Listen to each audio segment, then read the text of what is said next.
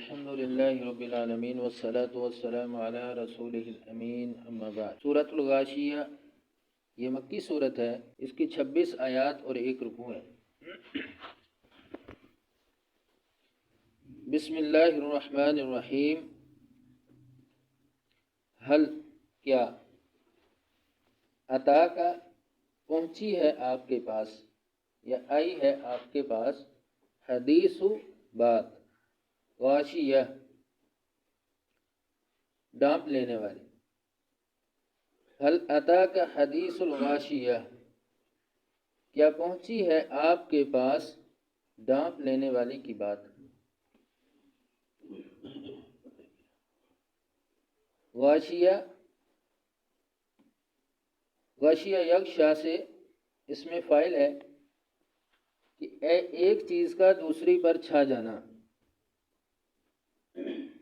اور غشی ایسی حالت کہ جس میں انسان پر اس کے ہوش و حواس زائل ہو جاتے ہیں اور یہ چھا جاتی ہے۔ غاشیہ بمعنی ایسی چیز جس کی ہیبت ہر کسی پر چھا جائے گی، یعنی قیامت کو سب کے حواس گم ہو جائیں گے اس سختی کی وجہ سے۔ تو غاشیہ سے مراد ہے قیامت۔ حل اتاک حدیث الغاشیہ، کیا پہنچی ہے آپ کے پاس غاشیہ یعنی ڈانپ لینے والی کی بات۔ وجوہ کئی چہرے، یومئذ اس دن، قیامت کے دن، خاشعہ خوف زدہ ہوں گے۔ وجوہ یومئذ خاشعہ، اس دن کئی چہرے خوف زدہ ہوں گے، ذلیل ہوں گے، یعنی اپنے اعمال کی وجہ سے۔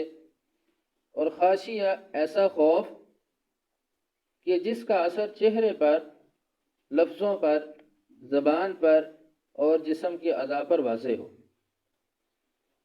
تو وہ لوگ اپنے اعمال کو، جن کے اعمال اچھے نہیں تھے، تو ان پر اس قدر سختی ہوگی کہ وہ اپنے اعمال کی وجہ سے ڈرتے ہوں گے اور ان کے چہروں پر وہ خوف ہوگا۔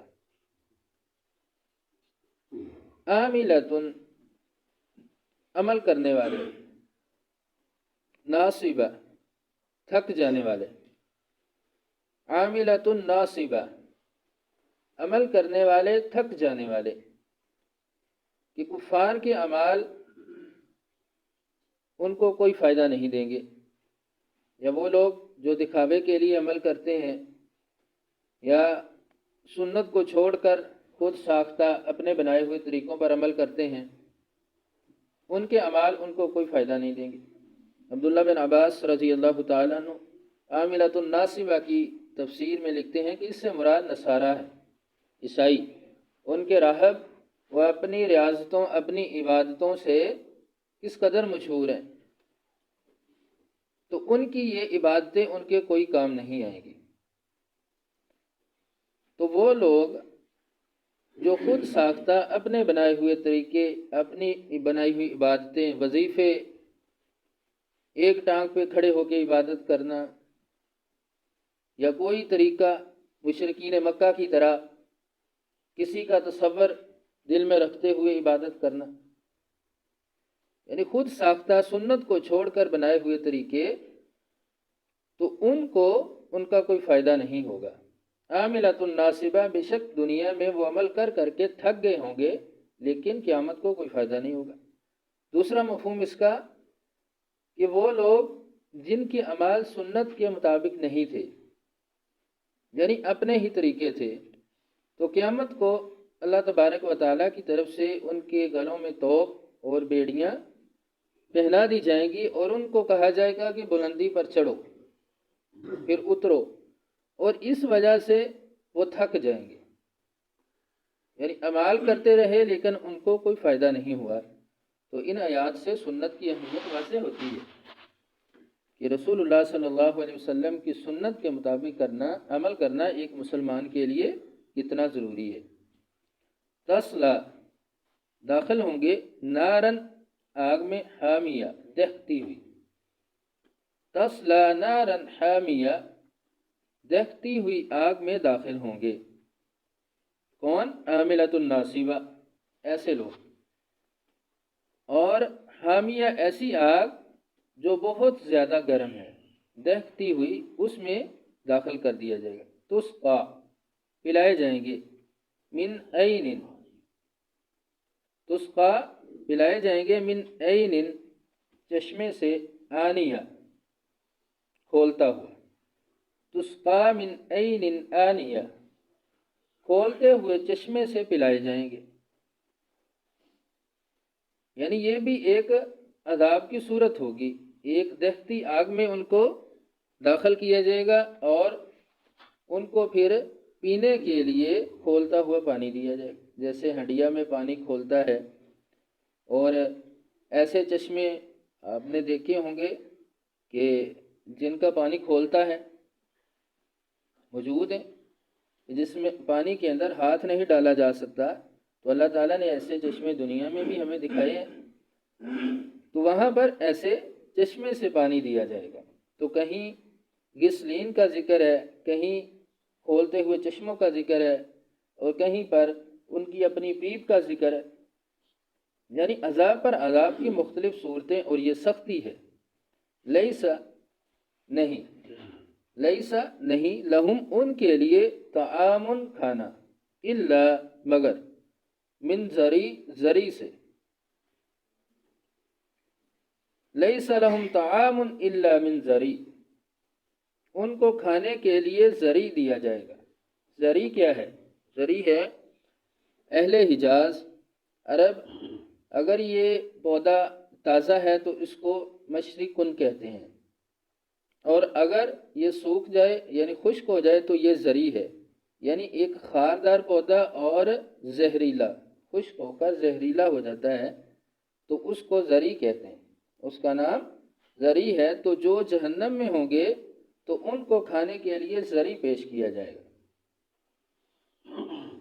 تو وہ ذری لا یسمن، لا یسمن، نہیں موٹا کرے گا، ولا یغنی، اور نہ فائدہ دے گا، من جوع، بھوک سے، لا یسمن ولا یغنی من جوع، نہ موٹا کرے گا اور نہ بھوک سے کوئی فائدہ دے گا۔ یعنی جو کھانے کے لیے ذری، ایسا خاردار زہریلا ان کو کھانا دیا جائے گا تو وہ ان کو کوئی فائدہ نہیں دے گا۔ غذا کے فائدے، یا تو ایک فائدہ کہ لذت کے لیے خوراک، اور دوسرا جسم کو قوت دینے کے لیے ہوتی ہے، تیسرا فائدہ کہ بھوک مٹانے کے لیے۔ تو اللہ تعالیٰ نے ان تینوں کی نفی کر دی صراحت کے ساتھ کہ جو ان کو کھانا دیا جائے گا ان کو کوئی فائدہ نہیں دے گا، نہ بھوک مٹائے گا، نہ اس سے ان کو کوئی جسمانی طور پہ قوت ملے گی، اور لذت اس میں کہاں، بلکہ وہ تو زہریلا ہے، خاردار ہے، یعنی اس کو کھانا پسند نہیں کریں گے۔ وجوہ، کئی چہرے، یومئذ، اس دن، ناعمہ، تر و تازہ ہوں گے۔ اب جنتی لوگوں کا ذکر شروع، وجوہ یومئذ ناعمہ، کئی چہرے اس دن تر و تازہ ہوں گے، حشاش بشاش ہوں گے اپنے اعمال کی وجہ سے۔ لسعیہا، ان کی کوشش، راضیہ، راضی ہوں گے، لسعیہا راضیہ، اپنی کوشش پر خوش ہوں گے، راضی ہوں گے۔ فی جنت، جنت میں، عالیہ، بلند، فی جنت عالیہ، بلند جنت میں ہوں گے۔ لا تسمع، نہیں وہ سنیں گے، فیہا، اس جنت میں، لاغیہ، کوئی لغو بات، لا تسمع فیہا لاغیہ، نہیں وہ سنیں گے اس جنت میں کوئی لغو بات۔ یعنی یہ چیزیں جو قابل نفرت ہیں ایک دوسرے کے لیے، جو اذیت کا باعث بننے والی چیزیں ہیں، جھوٹ، چغلی، بہتان، گالی گلوچ، بیہودہ باتیں، یہ ساری چیزیں جنت کے اندر نہیں ہوں گی۔ یعنی جنت میں محبت ہی محبت ہوگی، اور ایک دوسرے کے لیے اچھی چیزیں ہوں گی، اچھے خیالات ہوں گے، ایسی کوئی حسد، بغض اور کدورت والی چیز نہیں ہوگی۔ یعنی یہ جنت کی نعمتوں میں سے نعمتیں ہیں کہ سکون ہی سکون ہوگا۔ لا تسمع فیہا لاغیہ، کہ وہ جنت میں کوئی لغو بات نہیں سنیں گے۔ کون؟ جنتی۔ اللہ تبارک و تعالیٰ سے دعا ہے کہ اللہ تعالیٰ ہمیں جہنم کے عذاب سے محفوظ فرمائے اور جنت کا وارث بنائے۔ سبحان ربک رب العزت عما یصفون وسلام علی المرسلین والحمد للہ رب العالمین۔